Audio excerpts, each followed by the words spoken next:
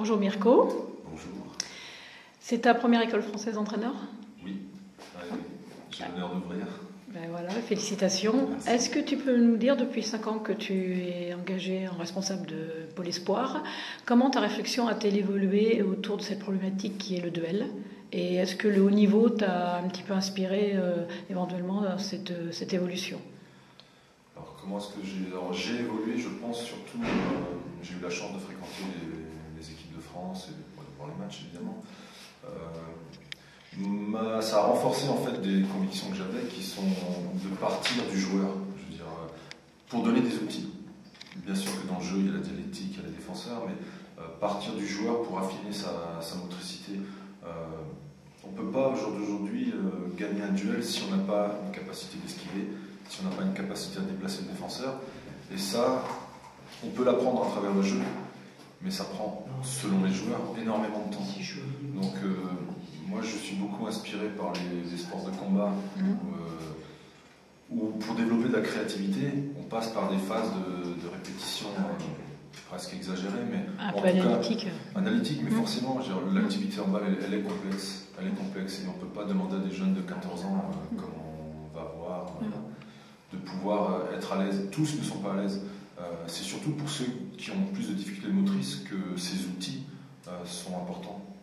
Dissocier la jambe gauche de la jambe droite, avoir de l'amplitude, gérer une esquive, gérer le haut du corps en même temps qu'on s'engage, c'est quelque chose de difficile. Donc, je pense que ça rassure, ça donne des outils, donc ça rassure le joueur qui derrière se construit et s'ouvre.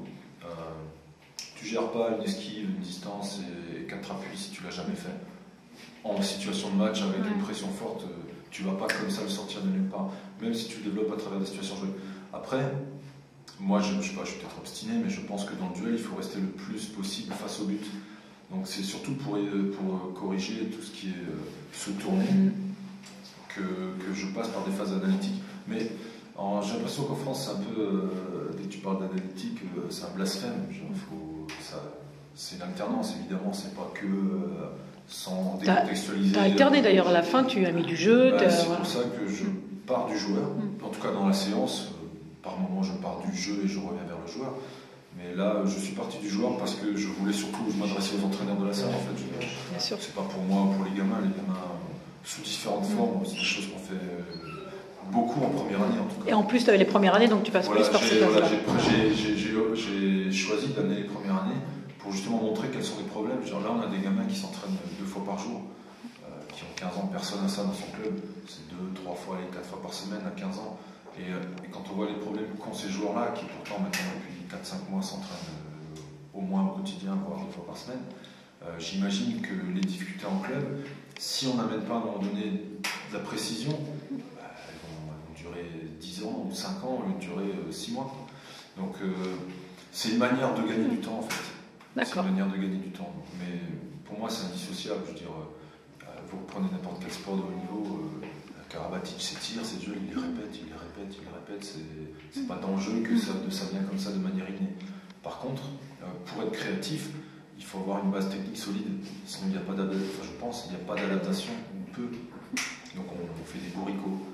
J'espère ne pas faire de bourricots, et encore une fois, à travers l'acquisition de ce savoir-faire, j'essaie de développer une approche, une compréhension tactique de ce qui se passe, pour derrière amener des ouvertures dès possible dans le jeu.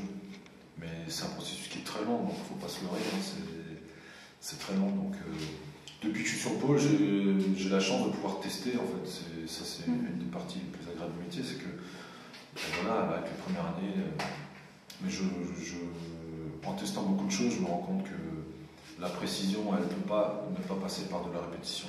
Mais elle ne peut pas être que à travers la répétition non plus. Donc, c'est cette alternance qui fait la richesse de l'information. Remettre dans le contexte du jeu, et voilà. Obligatoirement, ou au moins de la dialectique du défenseur, du partenaire, et complexifier, c'est ce que j'essaie de faire dans la séance, du joueur tout seul, on va dire, le défenseur, les sorties de balles possibles, avant d'aller vers une égalité numérique qui est beaucoup plus complexe à gérer, contrairement à ce qu'on peut penser. On a tendance à croire que le handball c'est une activité facile parce qu'il y a un ballon et qu'on court sur tout le terrain. C'est faux. Ok, merci Mirko.